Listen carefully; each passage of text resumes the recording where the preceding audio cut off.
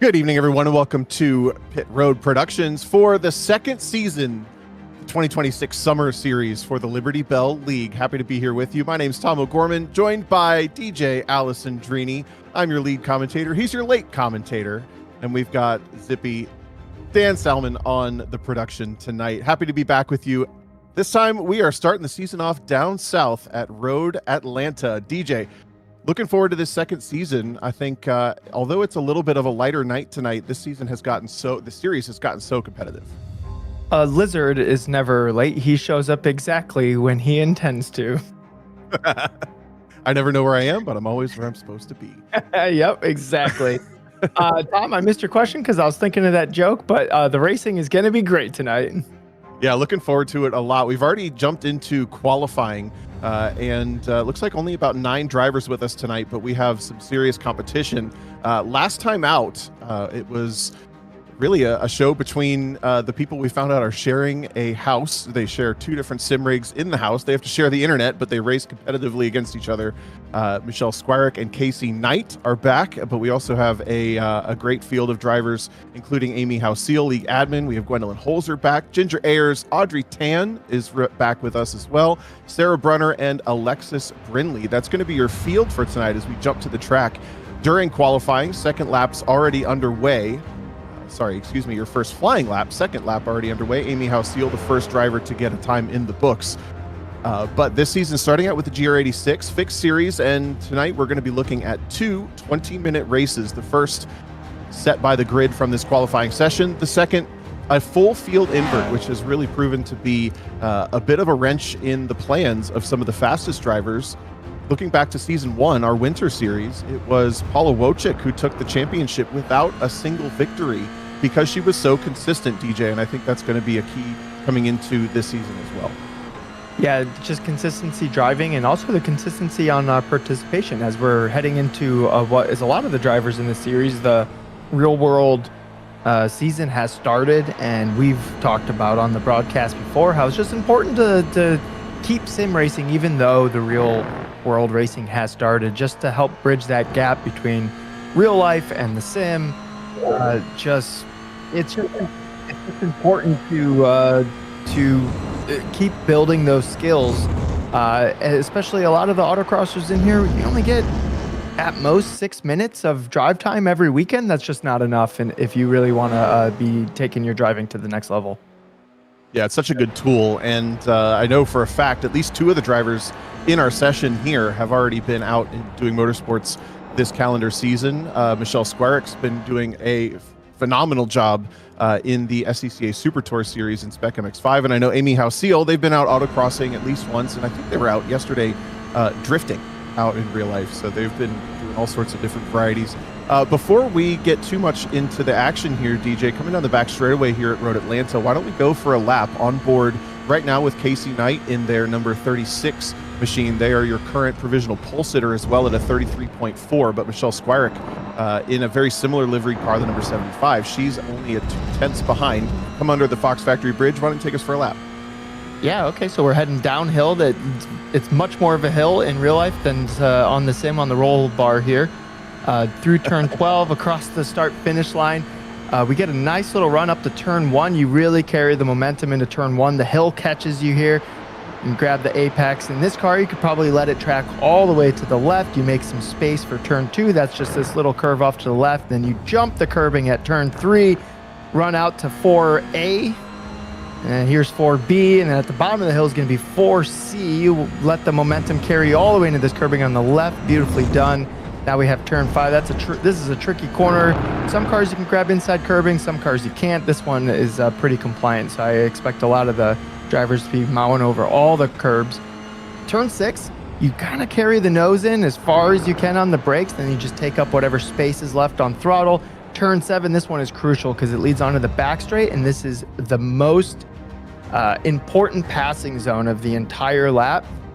And this is where we'll see most of the actions as you'll come through. There's a bunch of corner, non-corners in between turn 7 and turn 10. Turn 10, we will see eventually. The back straight here is gigantic. Plenty of time for drafting and plenty of time to think about what you're going to do tomorrow. and we hit the brakes here into 10A. That's the left. 10B is the right-hander here. The hill catches you a little bit. Track all the way out under the bridge. Put the driver under the white square. And now we're right back where we started, down into turn 12 across the finish line. We might see some 2 wides, some 3 wides, a bunch of calamity coming across the finish line on the last lap here. Road Atlanta is one of our favorite tracks, Tom. I think we voted it our favorite track, especially to race for our Lizard Brains podcast track bracket at least a couple years ago. Now we're taking a look at, this is Ginger Ayers. This was the winningest driver in our first season last season. And although they didn't attend every single round, they were always super, super fast. Currently sitting a little bit further down than I'd expect, actually, sitting in the 6th or 7th, 6th position, excuse me.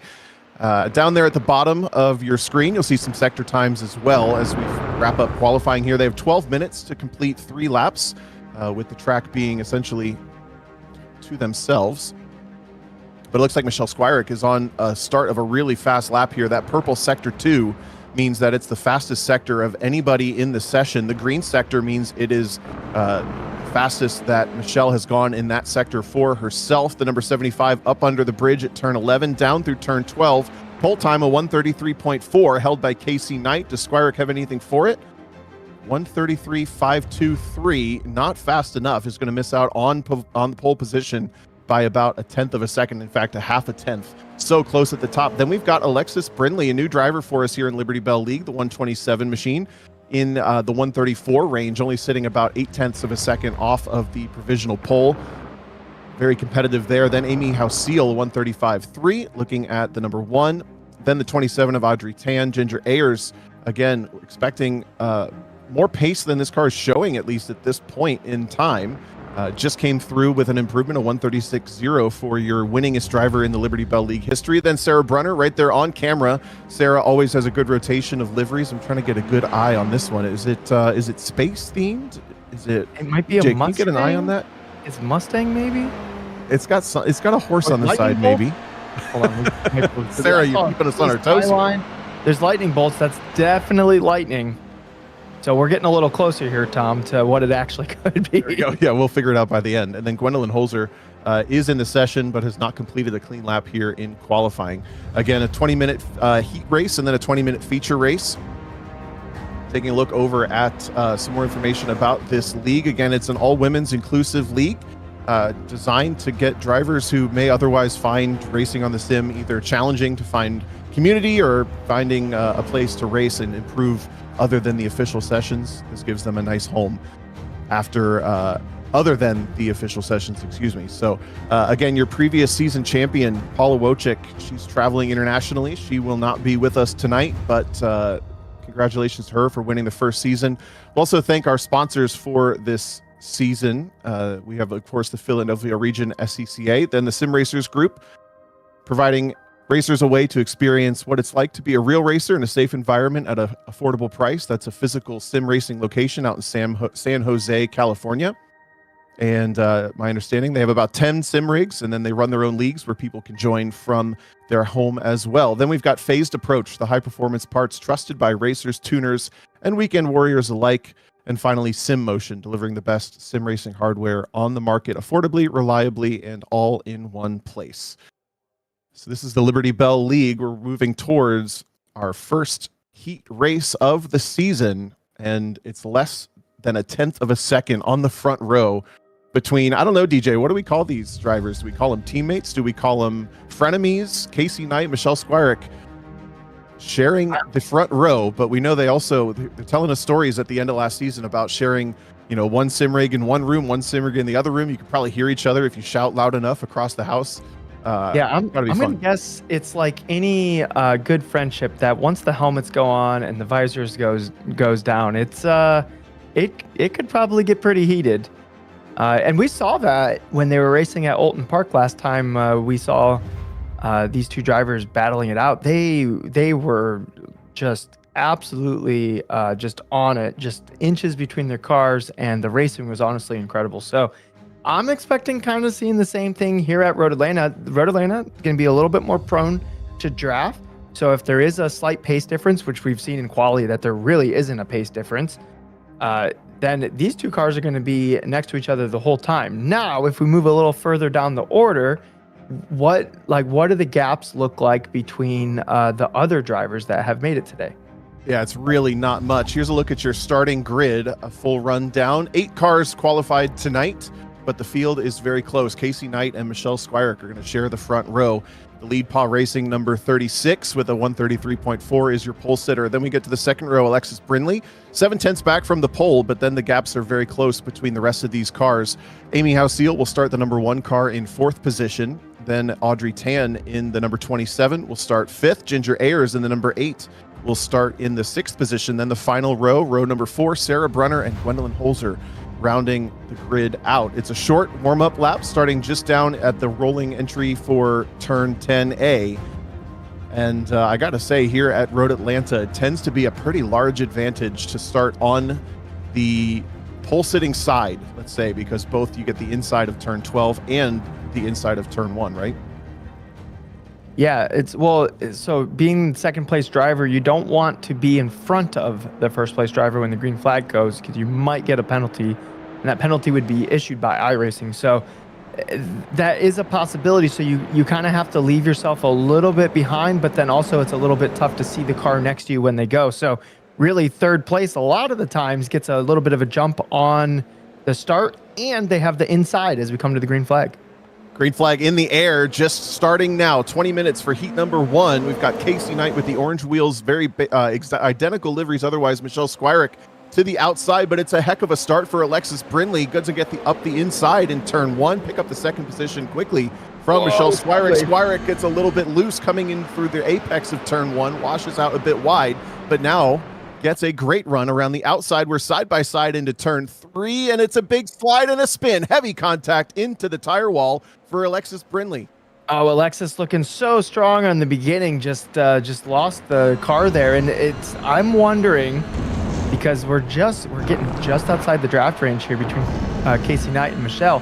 If Michelle doesn't find a little bit of pace here, Casey, with a couple a good laps strung together, might be able to break this draft. The gap right now, 1.4 seconds, and that is just on the high side of getting the draft down the back straightaway for this first time. As we complete about a half of this first lap, Amy Hauseal has settled out into the 3rd position, just in front of Ginger Ayers, who's picked up a couple of spots. We jump on board now with Sarah Brunner. This field has spread out relatively quickly. A bit of a surprise here starting off lap number 1 for a 20-minute race. It could start to feel like a very much more of a track day session for some of these drivers if these gaps remain. Down the back straightaway, Casey Knight was actually able to balloon that gap out about a 10th with their exit back at turn number 7. Yeah, we still have a little bit of a battle between Sarah Brunner and Audrey Tan here, as the draft will help keep it into play. I see Gwendolyn Holzer has a yellow flag. I'm not entirely sure what that means. Do you know what that means, Tom? Oh, it's a penalty for a course cut somewhere, maybe a jump start, anything could be, but it basically just means a penalty. That you have to give the time back. Here's a battle brewing for the 3rd position on the podium. Ginger Ayers adding pressure to the back of Amy Hauseal. Hauseal also switching up the livery, and Ayers, it looks like that turn 3 curb is just so challenging early in this race for these GR86s. I know they've gotten a lot of updates recently, but that curb seems to really upset them, huh? Yeah, you go jumping off the curb, and if the car lands front first and you got the wheels turned a little bit, it can get a little squirrely. The key is really just to have really light hands as you're coming back to the ground anytime the car leaves the air. At the front, the gap is closing just a little bit. Casey Knight now holds a 1-second advantage over Michelle Squirick. Squirick has closed down about a half-second gap. More slips in the background for Ginger Ayers. Looks like really struggling with stability in that car, but otherwise the pace looks pretty good. Has about a 2-second advantage over Audrey Tan, so no worries from behind. Doesn't have to worry too much about pressure. Tan in the light purple car with the rainbow Miata livery on it has pulled away just a little bit from Sarah Brunner. A little bit less churn and scrum at the beginning of this race than our winter season races tended to have, as these drivers have gained more control and more experience over the last 6 or 7 months. We have a really nice race brewing here at the front, though, down to 6/10. Michelle Squirick is on it. Oh, and then we had a little bit of a slip up just behind. Ginger at some point has gotten in front of Amy Hauseal. Not entirely sure when that happened. It seemed like maybe Amy had a mistake. Over 11. Ooh, nice job from Amy gathering that car up. But yeah, that could have been. That's a little bit of a weird spot to lose it. I wonder if she was losing it all the way out of 10B and was just chasing it for a good 15 seconds there. The world's longest crash that never happened, Tom. That's exactly my guess as well. Now here we go between Knight and Squirick. Teammates and partners, but today they are competitors on the racetrack. Fastest lap of the race last time through, a 32.8 for Squirick. Now she's got the bigger task of trying to get through, or maybe you don't, right? You've got so much time left in this race. Down the back straightaway, we'll see what the draft really accomplishes. But otherwise, this could turn into one of those kind of nip and tuck battles where they're just swapping back and forth.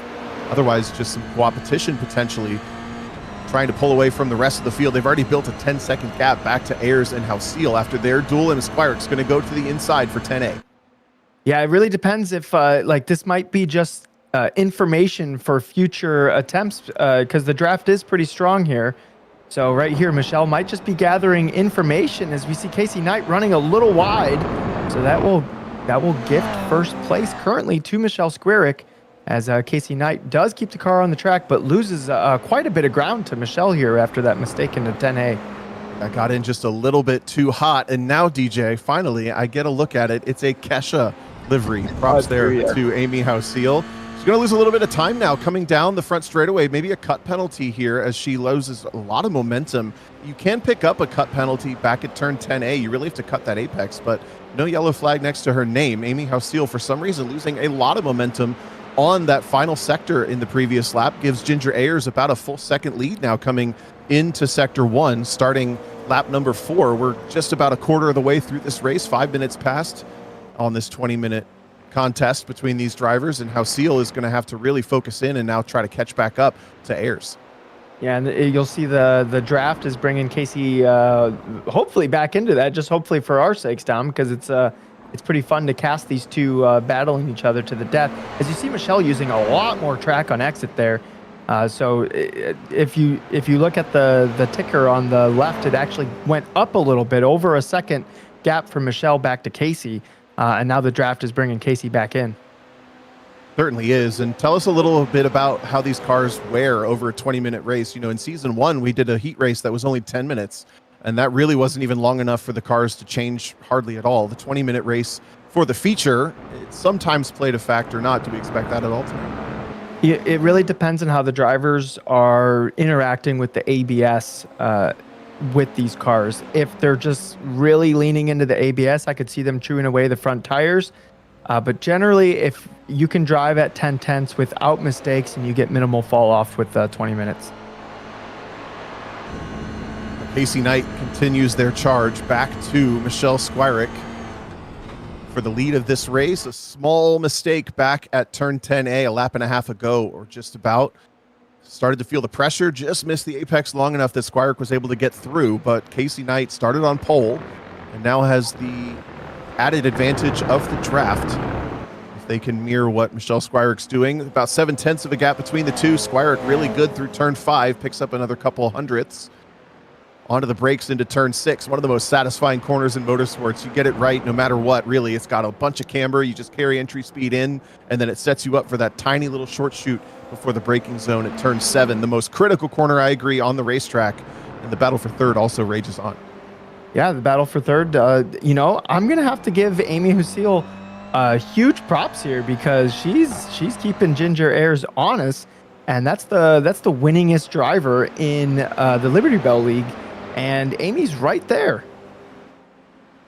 And hunting for the draft, gluing themselves to the right side of the track. Ayers feels the pressure, tries to break it just a little bit by weaving. But there's only so much you can do down the back straightaway here at Road Atlanta. The sun may be coming out just a little bit, otherwise nice and hazy in the track, in the game, excuse me. Otherwise, nice and cool conditions here. We're coming up on 8 minutes down, 12 minutes to go. Michelle Squirick continues to lead the race, but only by 0.4 of a second. Casey Knight was able to close in about 0.3 at the second half of that lap. Ginger Ayers holds down the third spot. We're watching that battle now as Amy Hausil continues to try to hold her honest through the apex of turn 1. And then Audrey Pan, Sarah Brunner, Gwendolyn Holzer rounding out your field. Go ahead, DJ. Oh yeah, Ginger just was on the very last inch of the track out on one there, and it's pretty easy to run wide as we see Casey chasing the rear all the way to the edge of the dirt here on the exit of turn 5, and Casey is kind of closing in on Michelle here. The draft is coming into play. We can see that big slide. Oh, I don't think there was any contact, but good avoidance from Casey.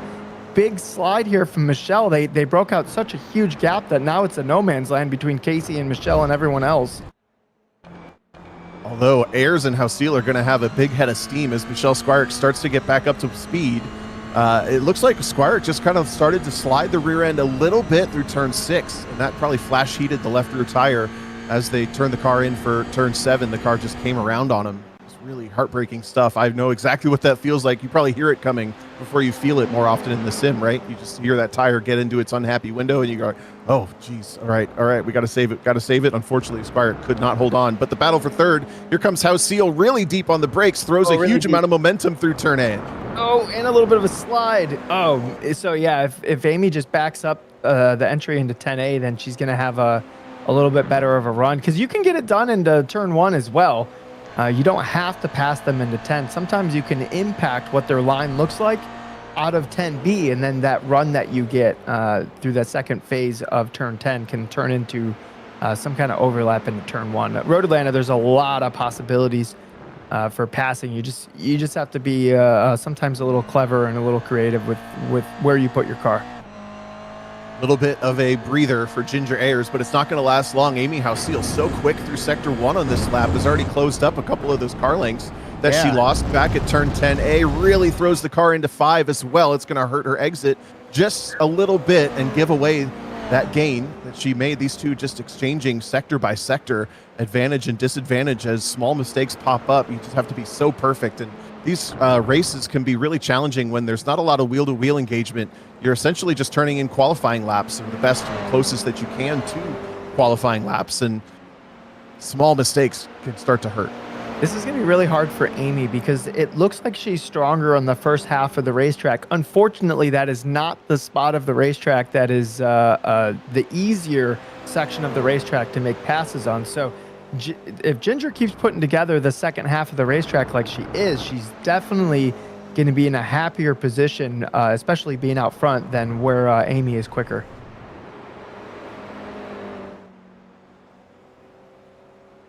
Already past halfway in our heat race, coming up on 12 minutes down with 8 minutes to go. Casey Knight has 6 seconds of an advantage over Squirick, but Squirick is coming back. I don't think she's going to have enough time to catch back up to Casey Knight, but can certainly go for the fastest lap of the race.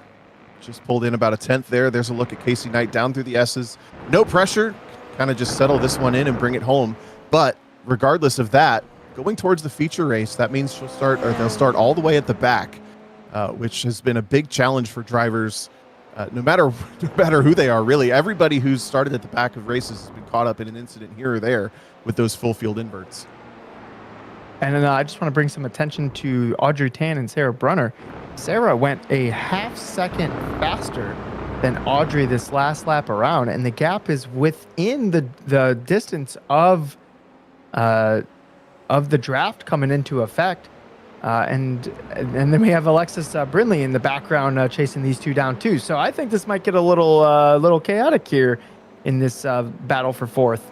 It is, yeah. Brindley's been on a charge. Unfortunately, that includes a pit stop for a fast repair. So Brindley is a lap down in the pink machine in the background here, but it's one of the fastest cars on the racetrack. And if you're fast, you might as well, race the drivers around you, I guess, if she doesn't interrupt this battle too much for the podium positions. She's coming up on Ayers and now Hausil. Amy Hausil, for a split second here, is being shown quite a bit further back. Did she make a mistake? Yeah, something happened. She did. Yeah, it looks like Hausil has slipped way down the field. She's sitting in the 7th position at the back. Perhaps a spin or an issue for Hausil. Here's a look at it. We expect, really deep into turn 10A, and unfortunately is going to lose the back end trying to rejoin the track. Will drop all the way to the back of the field. That is a big development for the number 1 car. Sits now 3 seconds back from Gwendolyn Holzer. Again, this number 127, the pink machine, is one lap down from everybody else, but Hausiel is going to have to deal with her trying to come back through here. You know, the lap timer did not like Amy Hausiel's lap there, but all the judges were holding up 10s for Styles. So it was good. She was just drifting yesterday, so maybe just putting a bit of that no. Oh, they're going to have to sell the drift car because it's teaching bad habits, apparently. Yeah.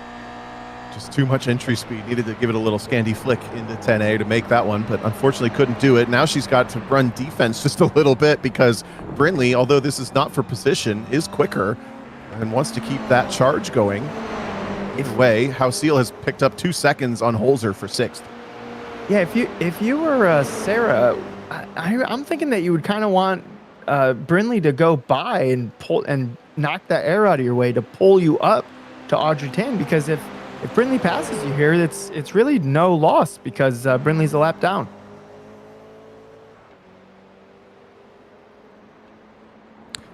As they're fighting to the death into 10A, and then we come out of 10B. So hopefully Sarah can just kind of slot in behind Brindley here, who's running slightly faster laps, as we have another battle going on into 10A. This is where all the action is, as Amy Hausiel passes Gwendolyn Holzer. Yeah, I actually got Brunner and Hausiel's cars mixed up. Very similar colors. Here's Hausiel trying to go through and makes pretty quick work. Not trying to throw the car off the track there twice in a row. Gets through nice and cleanly. But that battle, you're good to catch that. That was Sarah Brunner, and I agree. Not a bad idea to let the car get through and try to pull you back through. But either way, Brindley, much quicker, has already driven away by quite a bit. Audrey Tan now has to deal with the 127, adding pressure. And with the spin from Amy Hausiel, Tan now runs in the 4th position, about 10 seconds back from Ayers, who has inherited a podium position. Or an uncontested podium position, excuse me. Yeah, as it is a little bit of some huge gaps out front, but really the battle, Alexis Brindley slowly but surely unlapping herself by as many cars as she can, as we're on board with Alexis right now as we head down the back straight. If you're Audrey Tan, do you defend this? See if she does. Looks like no defense at this point. Ooh, a little bit of a wobble trying to pop out of the draft. And now Brindley is going to have a pretty easy task of trying to outbrake Audrey Tan. Tan opens up the entry and makes it nice and easy. So now she'll get a draft from Brindley. And DJ, I got to imagine the number 127 here, this pink and yellow car, will start on the pole, being 1 lap down for the next race. That's got to be one of our favorites for winning race number 2 from the front row, one of the quickest cars on the racetrack right now. It's looking good for race 2, at least, for Brindley after this forgettable heat race. Yeah, absolutely. So while Brindley was passing Audrey Tan, Audrey didn't get a good run out of 10B, so that has brought Sarah Brunner into attacking range for this battle for 4th place here. Flat out down the S's into turn 5. Always best to brake just a little bit early and roll speed up this hill. The amount of incline through this corner just never really shows in any version of the sim. You really have to go to the track and almost stand trackside to really appreciate what sort of elevation is there. The 87 Brunner gets a great run through turn 5, picks up 2 car lengths down into the braking zone for turn 6, well within the draft for the back straightaway this lap. Yeah, I think we might see, depending on how turn 7 goes for Sarah. Turn 7 looked pretty good on entry, but didn't really use all the track on exit. So I'm going to have to say it was basically a tie through turn 7. We might see something next lap. I don't think Sarah's quite close enough to Audrey this time around. A little bit pinched on the exit of turn 7. Might have got some more rotation on entry than she wanted, but Brunner gets to offset that with a full back straightaway worth of draft. Just past 17 minutes to go. We're looking at about 2.5 minutes remaining in this heat race before we invert the full field and race for 20 more minutes in the feature. Nice run through 10A and B that time, though, for Brunner. Yeah, and if Sarah can put together a mistake-free lap, I think we'll see a nice fight for Audrey here. Now, what Audrey needs to do is put together a mistake-free lap to make Sarah's life as difficult as possible.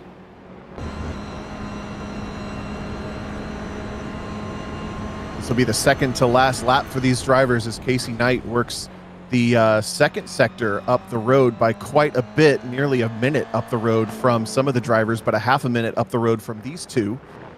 They will be getting the white flag next time by, so time is ticking in the heat race. You want to pick up positions for points, but each position you gain now moves you back one for the inverted start, all the way out to the dirt for Audrey Tan, trying to run away from Sarah Brunner. Brunner has done a really nice first sector, coming into the second sector now, well within touch again, just needs to nail turn 7 just a little bit better. Nice and early on the brakes, rolls the entry speed in, and again, just pinches the exit a little bit, but this time Audrey Tan slips on the curb and is going to lose the drive off the corner about equal to Brunner. Now it's a drag race between the two. Yeah, it's a nice little fight there because I really think that Sarah's doing a better job on entry, but Audrey's doing a better job on exit. So they end up being kind of the same as they come down the straightaway. We got a car length in between them. You maybe could do something here. I bet Sarah's tempted to, but I think that's just a little too far away. Just a little too far, I agree. That's very tempting when you get into that zone. Really, all you can do is start to hunt into the mirrors and try to rattle the driver. White flag is out. Casey Knight leading the way by 0.6 of a second over Michelle Squirick. That gap has changed by maybe 4 or 5 of a second over the last half of this race to Casey Knight's advantage. Knight has been a little bit quicker, but this battle for fourth rages on. Audrey Tan having to run the defensive race of her life, slips just a little bit through the apex of turn 1. Unfortunately, the entry for turn 3 is nearly impossible to make anything happen. And now Tan's going to roll a ton of rolling speed through turn 3 and really pick up a bunch of car lengths coming out. That might have sealed the deal unless Sarah just gets this monster run through 5, because you need to be close as you get to the back straight to have any kind of shot here. And just that run that Audrey had through the S's, I think sealed the deal there. As we see Casey Knight, the last time this race, Casey will slide out to the exit of 10B and come down to hill and take the checker flag here. Really nicely raced race from Casey, minimal mistakes. And that's what gets the win here for race number 1. Very nicely held. And then Squirick will come through in the second position, just behind the teammate, and then Ginger Ayers, a very lonely third position after having to hold off Amy House-Seal and battle for the first, maybe third of this race. But the battle for fourth is not done yet. Audrey Tan needs to absolutely nail turns 10A and B this final time. I think she just did enough. Sarah Brunner has a nice run through those two corners. It's going to pick up maybe a couple hundredths and tenths here at the very last minute. But across the start-finish line to wrap up the first 20-minute feature race, heat race of the summer season, season 2 for the Liberty Belle League. Tan comes through in 4th, Brunner in 5th. House-Seal was in contention for a podium, but will now inherit 6th position. Almost a front row start for our feature. Then Gwendolyn Holzer back just a little bit further in the number 6. Brindley already finished, 1 lap down, but this is going to be a lot of fun to watch Alexis Brindley in the second race. Oh, yeah, definitely. It will be a little bit of a fight for Michelle and our race winner to go out and catch Brindley. But I think there's about 0.8 to a second pace difference. I was looking at the lap counter as it came through. So depending on how Casey and Michelle get through the traffic here is going to depend on how much of a lead Alexis has. We've seen that play out a couple times where a really quick driver gets the advantage of a front row start, but Brindley is not the quickest, as to your point, so she's going to have to really leap out in front early. And with only 8 cars, we've typically seen maybe 12 to 15, which is just a couple extra cars to get through for the fastest drivers who will be starting at the back. 5-minute warm-up session or cool down, depending on what the drivers need now as we roll before the feature race. Maybe a little bit of a drink break, potty break, whatever someone might need. But again, the Liberty Belle League, we're looking at another full season. Weren't really planning on a summer series right away, but all the drivers agreed this has been really great for all of us to, come together on a monthly event and just kind of have a reason to practice and stay on the sim. Yeah, and meet new people. I'm not sure how much all of these competitors in the Liberty Belle League were interacting before they were sim racing together. But now when they see each other at real life events, it's gonna be like the Spider-Man meme where they're pointing at each other, being like, "Hey, you."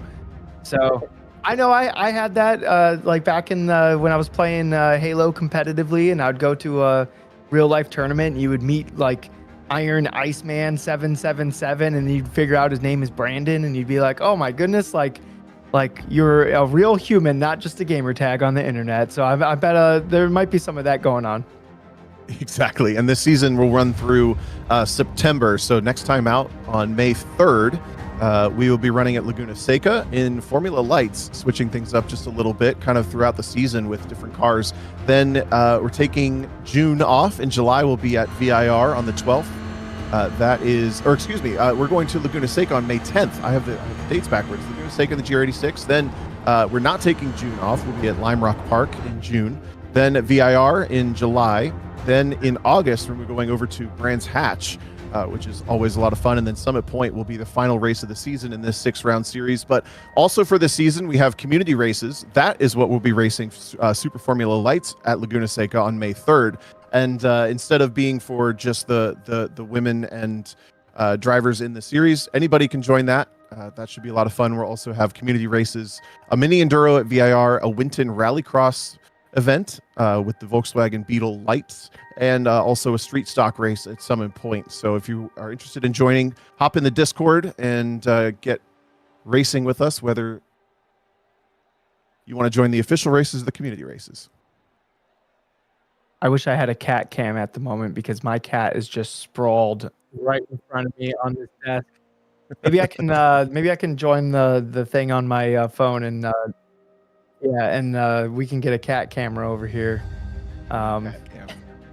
Tom, kill like 30 seconds while I do this so we can have a cat cam on stream, because I feel like that is a dream come true for this little girlie spread all over my desk right now. She's ready for her modeling career to take off. I'm telling you. So we got a minute and a half left here in the warm-up session before we grid the drivers for the second 20-minute feature race. I'm really looking forward to seeing what Alexis Brindley can do after that quick spin. And something we haven't talked about much is that the setups are open in this series. And that tends to mean that the loosest setup is the fastest. You want it to be just as free as possible without spinning.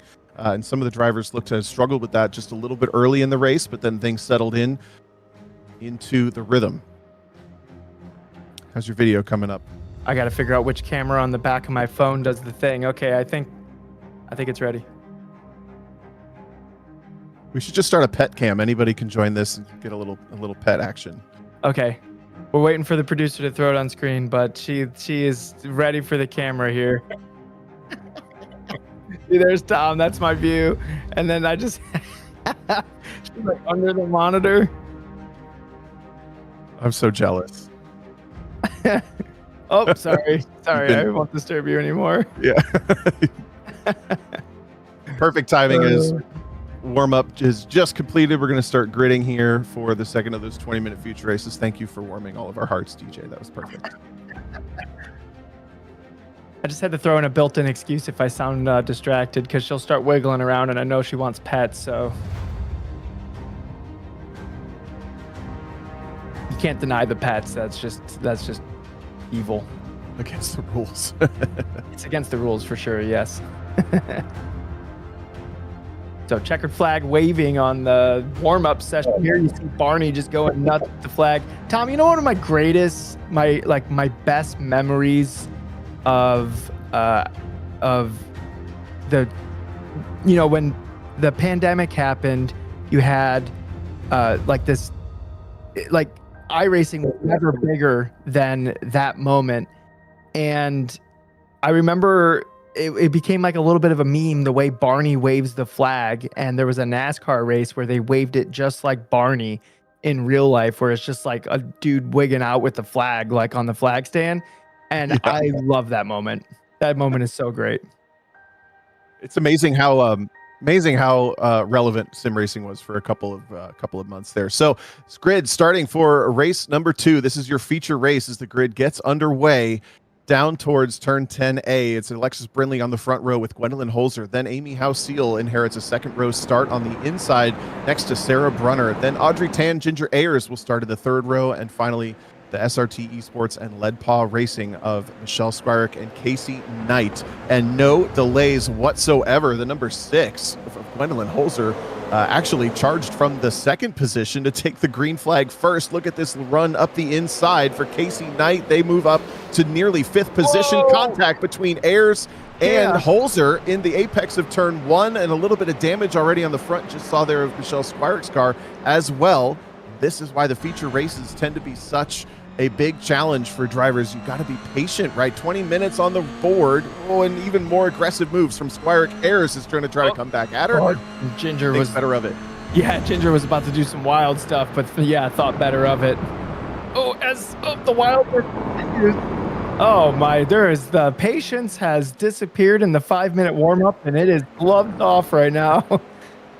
Audrey Tan now has her hands full with Ayers coming up the inside. Usually easy to be done here, and yes, Tan lubricates the pass nicely just to try to get it single file. Now the battle for second position. Sarah Brunner has it. Casey Knight wants it. Knight nearly goes for the bump draft, but then pops to the inside. Unfortunately, this is the outside for turn 10A. When we get to the next braking zone, an absolute dead heat duel down into that braking zone. Brunner goes the long way around turn 9 and just loses the overlap. Looks like she really didn't want to fight that one too much. Yeah, I mean, that might be a smart move from Sarah. It's just knowing that this isn't her race and she might be able to hold on to a better position by the end of the race if you just lose less time with an inevitable pass. So Michelle Squirick has a little bit of damage on the front of the car, and we saw how closely matched Casey and Michelle were last time around. That damage is definitely going to tilt the hat toward Casey for this race, as Amy's putting on a good defense here from Michelle. Michelle dealing with that damaged front end car, and because Road Atlanta is so fast, that is really going to affect the top speed of the car. Yeah, especially when you don't have the draft, right? You have the clear air in front, no problem, but as soon as you're the lead car, you really lose. It's really only a mile an hour or two, but it really is a big disadvantage. Squirick just hunting. There's no big opportunity through those S's to make a move without a mistake, but now nice to the inside, does a nice little under move at the exit of turn 5. This is the outside now for turn 6. Ooh, nearly door-to-door contact between the two, and Seal looks like maybe a bit surprised by that, is going to back off on the brakes and make it easy for Squirick to go through. If that was real life, they would have just folded each other's mirrors and they would have been laughing about it at the end of the race. So Alexis Brindley leads the race 3 minutes into this one. Gwendolyn Holzer, unfortunately, with that bit of a jump start, did get a drive-through penalty picked up. That's the black flag you see there for the 8th position driver, but Brindley holds a 2.5 second advantage, 2.6 actually, over Casey Knight. Then Brunner, a nice start into the 3rd position. Squirick in 4th. Squirick still has her hands full with Amy Seal using the draft to come back at her just a little bit into the braking zone of 10A. Perhaps just looking to use Squirick as a bit of a carrot to try to get further up this field, as Squirick is one of the coaches for the league. In fact, means that she's not eligible for championship points, but otherwise gets to race with the drivers, and they typically meet up maybe once or twice a month for some coaching sessions as well. Seal's going to know that. Squirick's one of the quickest cars and try to use her to come forward. Yeah, and Amy gets just a huge learning opportunity here. Just that instantaneous feedback from Michelle being directly in front of her. Every little mistake or maybe even not mistake, and you get to see exactly what's working and what's not working right in the moment. And we've already seen Sarah Brunner as she has Michelle Squirick on her bumper, basically lubricate the pass for Casey Knight, as we might see that again here for Sarah, as Sarah seems to have the total race more in mind, and we do see Sarah just kind of let that car go, and now she gets the draft all the way down the back straight. Fought it as best she could around the outside of turn 6, but that's such a tough position to hold.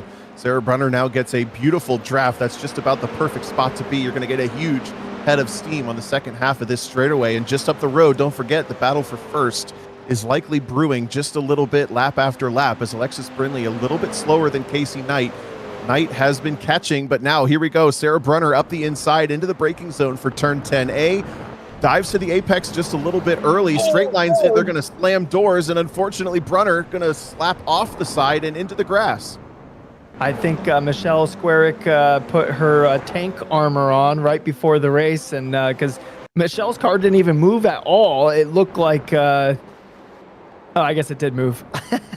Just a bit. That was a much better camera shot of that, but it's just Sarah Brunner, the loser in that engagement there, and Michelle lives to fight another day. But that's just kind of adding to the damage already on this car.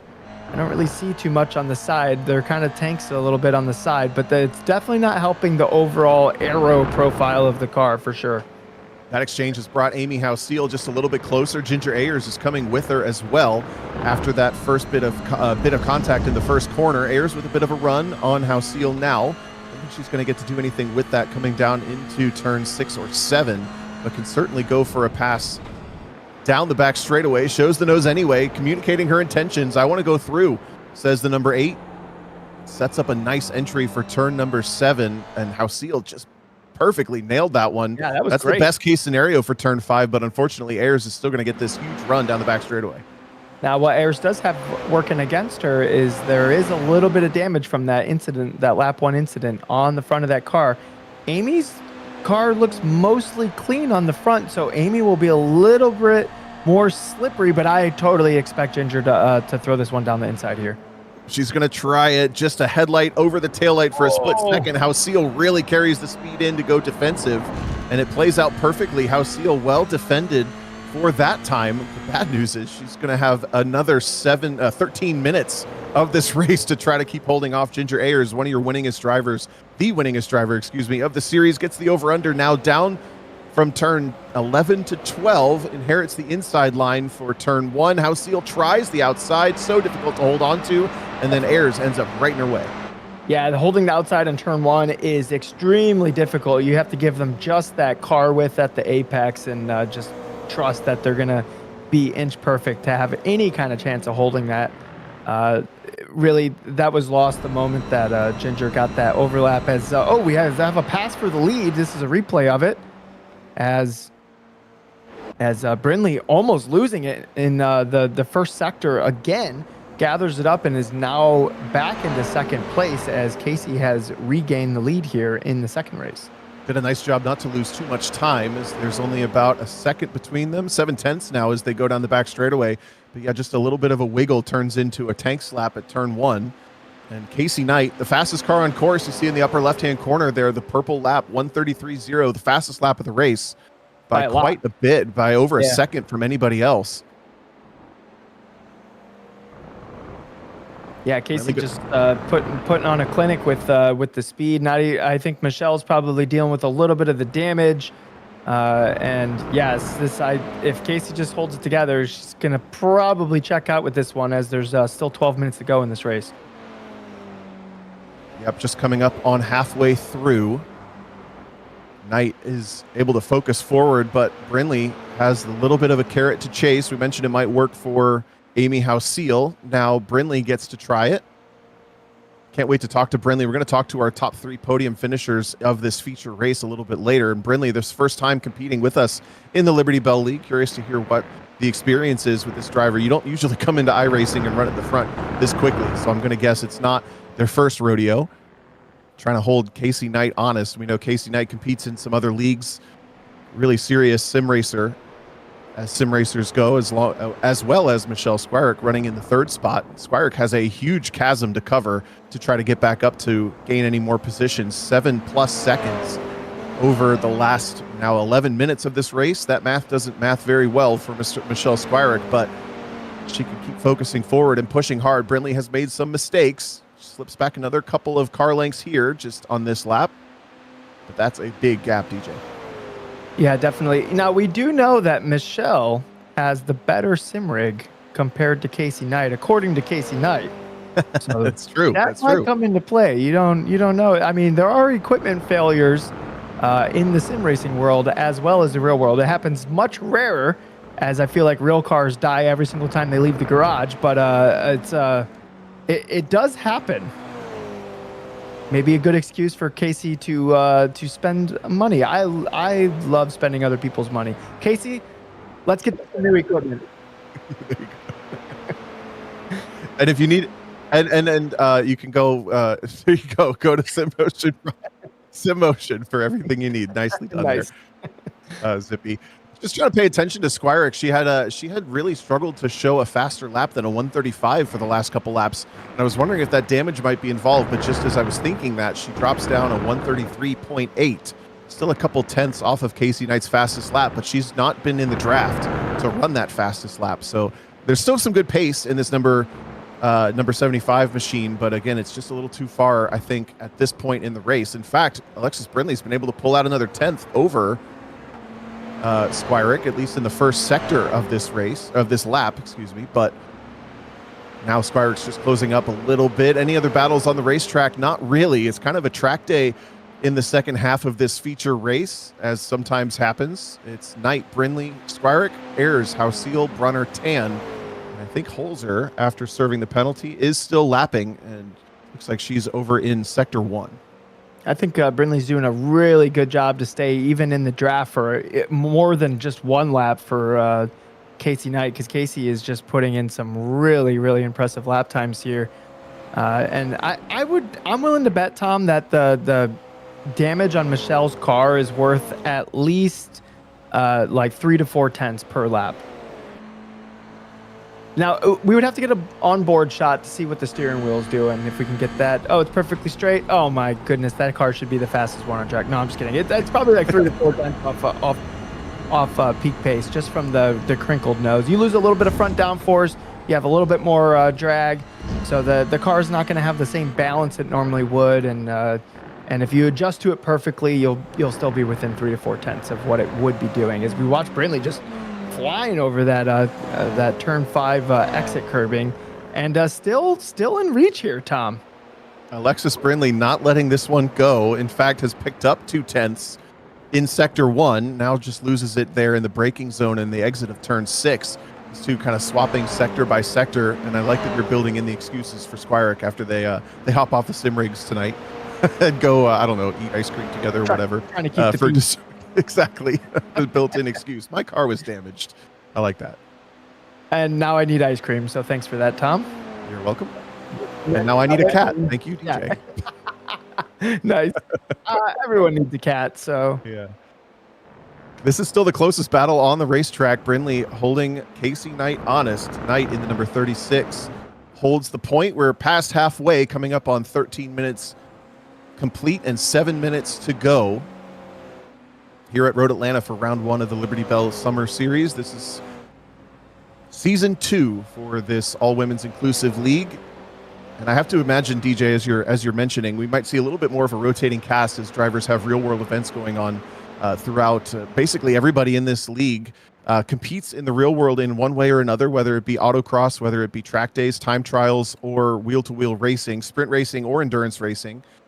We know Michelle Squirek doing a lot of sprint racing this series in Spec MX5 over on the SCCA front, but a whole lot of autocross events going on for these drivers as well. I think the only driver that, and we didn't learn this until maybe towards the end of last season, I'm pretty sure Sarah Brunner has yet to do her first real world event, but jumped onto the Sim League series anyway. She'll fact check us a little bit later on that. I'm pretty sure, though, this 87 using the sim to kind of get her feet wet and maybe tempted to get involved in the real world in the future.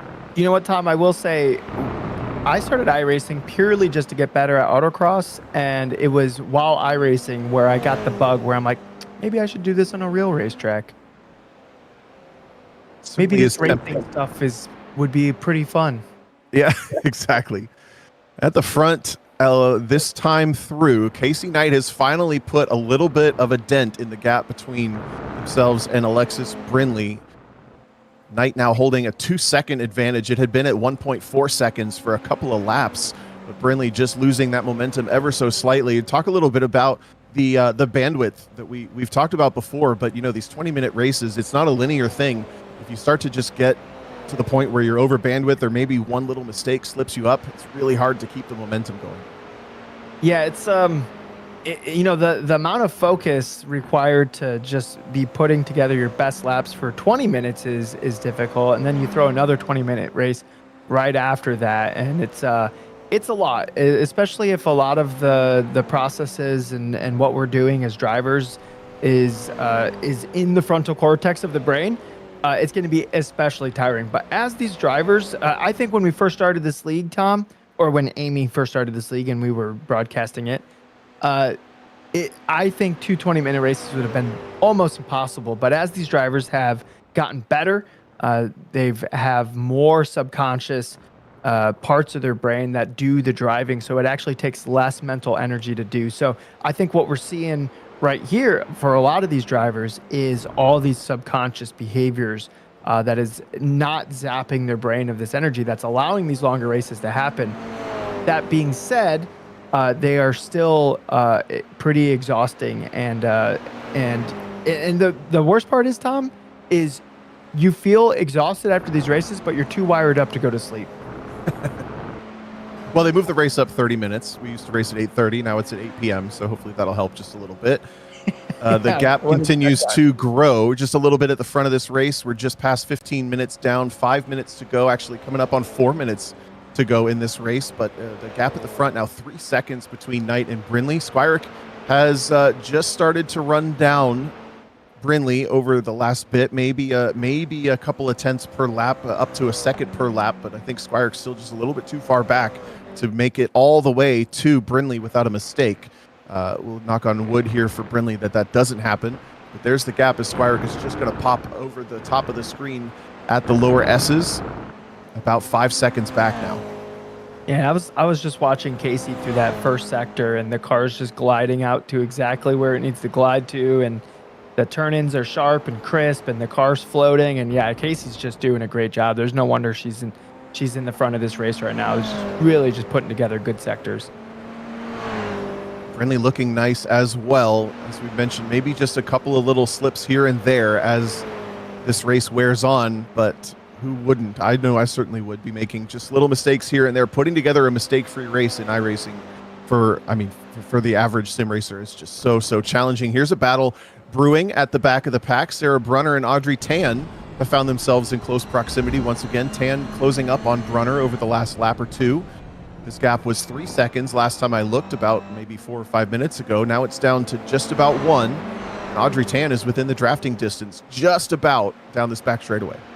Yeah, this is great. This is the roles are reversed here. Last time we saw this, it was Audrey Tan in front of Sarah Brunner. So now Audrey is on the attack and Sarah is on the defense.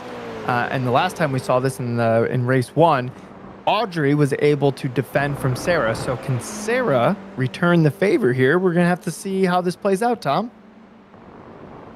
Not quite close enough to do anything with it, but we're coming up on, I think, 2 laps to go for these drivers, if that math works in my brain, just about that or so.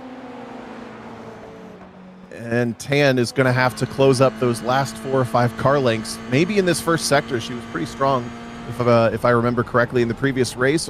Just a really light brake pressure, and then on throttle through the apex, trying to offset what this elevation starts to do to the car. It really grabs the car and pulls you through the corner. Then another fairly light braking zone, not a huge speed adjustment for turn 3. If you get it just right, you pound over the curb, and then you're flat out down through all of these S's. Looks like Tan has closed up maybe 1 car length or so at this point. A little smoother down the S's as well. Ooh, pounding the curb on the right, though. That can really upset the car. On the brakes, holds it nicely. Yeah, Audrey got a nice rotation in a turn 5 there. So Sarah's been really solid through turn 6 and turn 7. That's where she was stronger last race.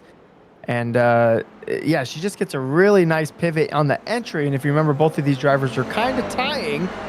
What's interesting, Tom, is that now Audrey's not using all the track, but before when she was out front, she was. So that is an interesting observation on my end. Yes, it is. That's funny. No, I agree though with maybe a bit of target fixation. Right coming through that section of the racetrack, and the car just a little bit overslowed. Doesn't need all the racetrack. No change in this battle this time. Although Tan gets a really nice entry at turn 10 and is going to close up maybe a car length or 2 on the exit. Yeah, 10B looked pretty solid. Yeah, 10B looked pretty good. So, and she's going to have the draft all the way down the front straight, and we're coming into what has historically been the stronger section for Audrey Tan, which is the first 1 through 5 section that they're going into right now. They're heading into turn 1 right now as they climb the hill.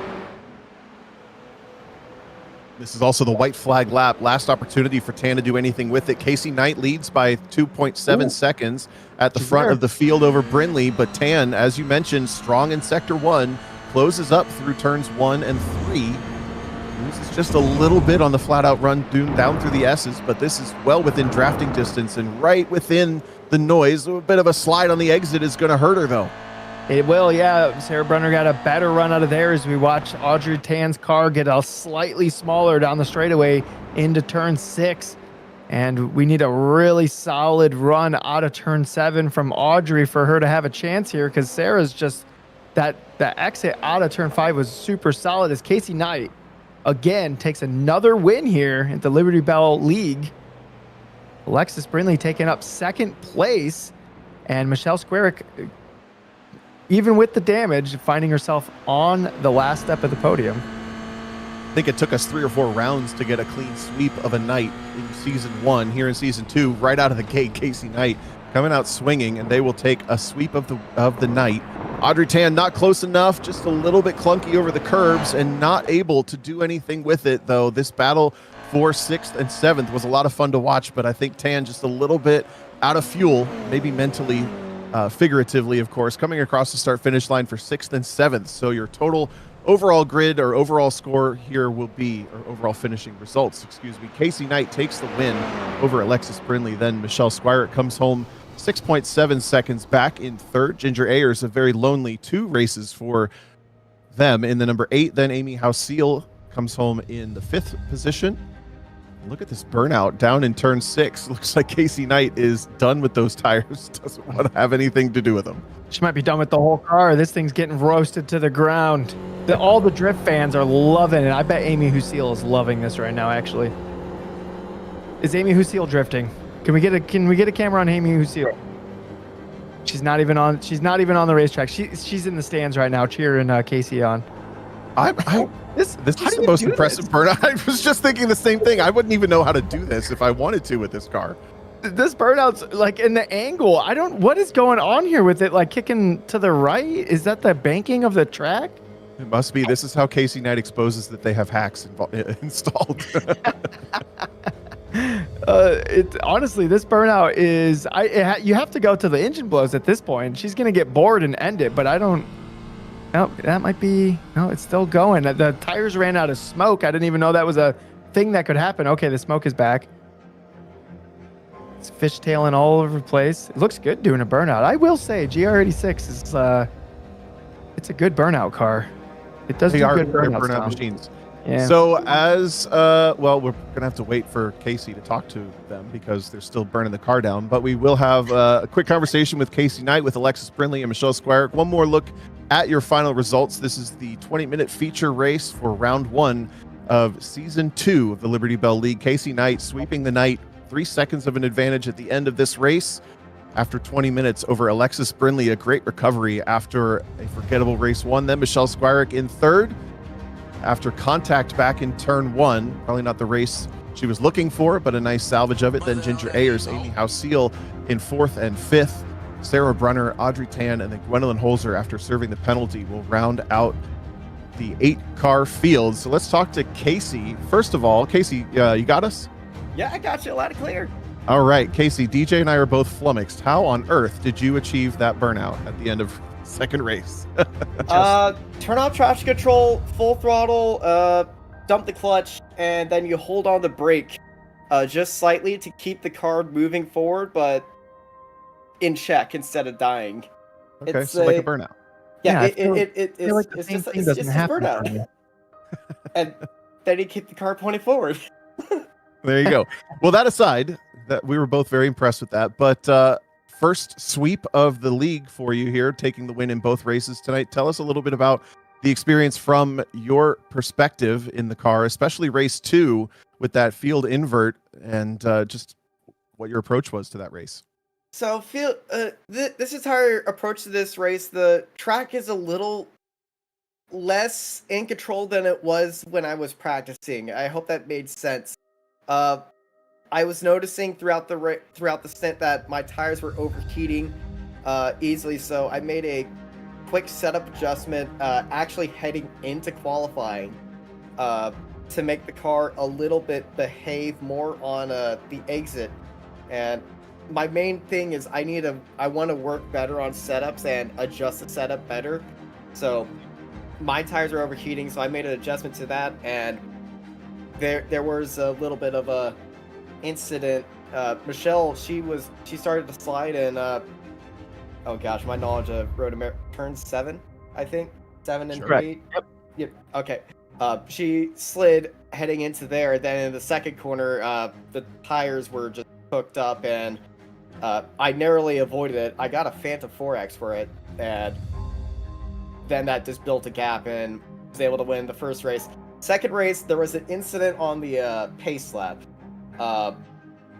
where the right side didn't go, and I just stayed back, and then I realized my lane went, so I just went. I might have actually dropped the clutch there to get up to speed, heat up my tires, and then it was just avoid any incidents and then be consistent. Yeah, the patience certainly paid off there in the feature race. Looking forward to the rest of the season. We're running monthly all the way through September. What are you thinking about being able to attend these races regularly? You have some real world racing going on. Will we see you at most of these rounds, you think? I will be potentially at most of these. I know that I'll be with Michelle through a lot of them. So I know you said you had one like May 3rd. There's a community race May 3rd, and then an official race May 10th. Okay, I might be at the May 10th one. I am not sure. It seems pretty much they're all of May that neither Michelle or I are available. But if I'm there, I'm there. I'll try to make it out to everyone that I can. I didn't even know I was going to make this race today until I decided to put my wheel back together, because it's been on the fritz, just disconnecting randomly. I think this wheel is being held together by duct tape, a Q-tip right now, and hopes and prayers. Well, yeah, there you go. We're going to throw the sim motion we were up there one more time. Yeah, well, Casey, and I don't know if you're watching. Go ahead. The Sim Racers group, I know that they are a sponsor of this. They're actually sending me the exact same wheelbase to me right now. It should actually arrive on Thursday, so I don't have to worry about this wheel just randomly disconnecting in the pit lane or on a straightaway again. Very nice. Well, you've certainly set yourself as the benchmark, I think, for most of the drivers in this league. And congratulations on your sweep tonight. We look forward to seeing you again in the future, whether it's the next round or one a little bit later on. Congratulations again, and you guys have a good night. Let's move on. Too. Yeah, we'll move on and talk to our second place finisher here from the feature race. This is Alexis Brindley. Alexis, can you hear us? Yes, I can. Hello. Awesome. Alexis, thanks for joining us tonight. This is your first time racing with the Liberty Belle League, if memory serves correctly. And before we get into how your night went tonight, just curious how you heard about it, what your real world or otherwise sim racing experience is coming into tonight. I heard about it through Michelle, actually. I've known her for many, many years. And so she poked me about it, thought I'd be interested. And I, of course, was. And yeah, just very excited to be here with Liberty Belle League. It's a really cool project. Very cool. So looking back at the results from tonight, race 1 probably didn't go the way you were looking for, but one of the fastest cars on the circuit, no matter what. And then in race 2, you inherited the front row start and were able to come home with a podium. How was it from your perspective? Definitely disappointing in the first race. This is actually my first competitive sim race. I normally just do free lapping and such. And I frankly got a little bit spooked about the traffic around me, and just cut the corner too tight, bobbled over the curb, and just lost it.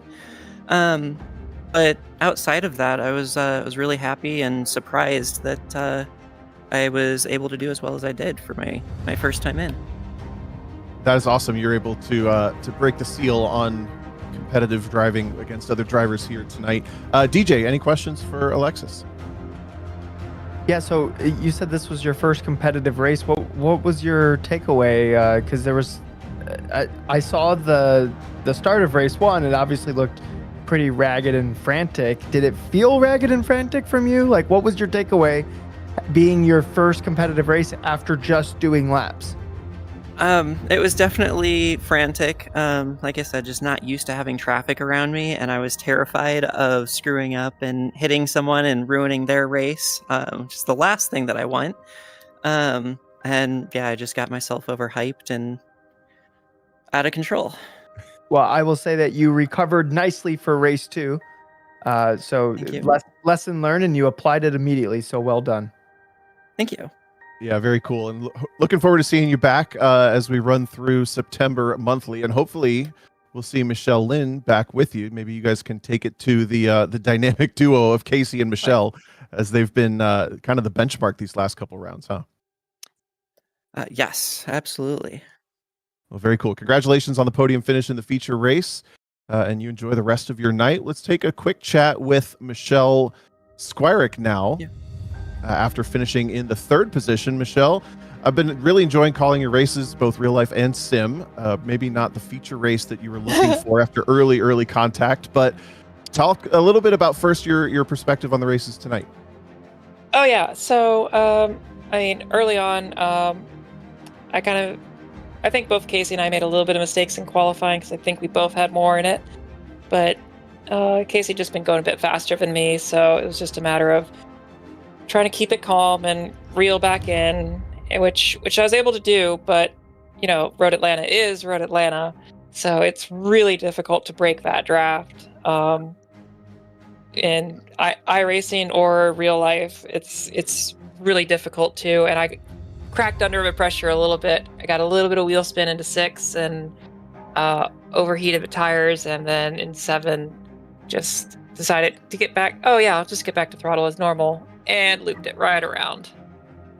And yeah, unfortunately, last race, the feature race, it was just picked up that damage as everyone was according, and so it didn't end the race for me, thankfully, but it was still just, I just didn't have the pace down the back straight. Yeah, DJ held that. He built your excuse in during the broadcast. You'll go back to that. He was giving you credit for the damage. But I'm curious. You know, just raced at Road Atlanta last month in the SCCA Super Tour. What's from your perspective? You know, there's no right answer here, but what's your perspective on racing Road Atlanta in the sim versus real life GR86 in the sim versus the MX-5 in real life? You know, that contrast between the two, and then the similarities as well. Yeah, so actually, the GR86 is closer to my SMX car in real life than even the MX-5 Cup car here in iRacing. So it's really refreshing to jump right into it. There are some differences when it comes to the track, particularly the 10A and B. In real life, on the outside of those curbs, you have some nasty divots. I've had teammates go through those before and break windshields. So you can't take as much liberty through those. Plus, those curbs are so raised. Trying to get traction, if you use that exit curb, you're just going to spin up the tires, and it's just going to kill your momentum into the next lap and up the hill. But other than that, it's actually pretty accurate. And again, Road Atlanta and also VIR are my 2 favorite tracks, and I'll actually be back here in 2 weeks for MIDI. Mazda is putting up a nice little $4,000 prize purse, and we have our own special little feature race. So I'm going to see what I can do there. As Spec MX-5. Oh, very cool. All right. So if you're a race fan, tune into. Do you know, Michelle, is that going to be broadcast? Do they broadcast the MIDI? I do not know, actually. It's part of historic sports car racing, the HSR. Yep. It's a huge spectator event here in Atlanta. So if you're a fan of like classic racing cars, just want to, not only do you get to see the cars up close and personal, you get to see them out on the track, which is far better than in a museum. See them actually driven out there and hitting curbs, throwing, flames out the exhaust, especially in the case of like the RX-7. For sure. Yeah, it's always fun to be at a historic event, or maybe a track day with even older cars, because it's just so much more raw, and it's just different, than current cars. So that'll be really cool. Even if it's not broadcast, we always are cheering Michelle on in the Liberty Bell Discord when she's out racing. IRL. Michelle, do you know if you're going to be able to join us very often throughout the rest of this season? I know it's real world racing yeah. season now. Yeah, we're getting into the thick of it here, but I love joining all the ladies here at Liberty Bell. It's always a blast, and I also just love helping out with coaching, seeing everybody get faster, especially over the course of last season, seeing those I ratings climb and climb. Oh, I love it. I love it every time I see the grid. Very cool, and congratulations again on the podium tonight. We'll hope to see you out in the future, maybe a month away or so in May. And you guys enjoy the rest of your night. Thank you. You too. Thank you very much. All right, DJ, that was a lot of fun. Moving into round 2, the next one will be at Laguna Seca. But tonight we had 2 great races. Any final thoughts moving forward? Yeah, I mean the racing tonight was entertaining. I was a little worried when we only saw 8 cars on grid, but we basically had action the whole time. But I think that would be I think that would be a little bit on par for what we're going to see this year. Just people with real world schedules. We're going to have 8-person rounds. Sometimes we'll have bigger rounds. So I think that's what we'll see. But the good news is even when it's only 8 people, the racing still looks good. I think everyone had a chance to race somebody at some point during this night. So there was fun had, and there was learning had, and we got to call some good racing, Tom. Absolutely. And that'll about do us here for round number 1 of the Liberty Belle League. We'll see you guys next month here on Pit Road Productions for the Philadelphia Region SCCA, for the Sim Racers Group, for Phased Approach and Sim Motion. My name's Tom O'Gorman. He's been DJ Alessandrini. Zippy on the production. Thanks you so much for joining us tonight for the Liberty Belle League at Road Atlanta.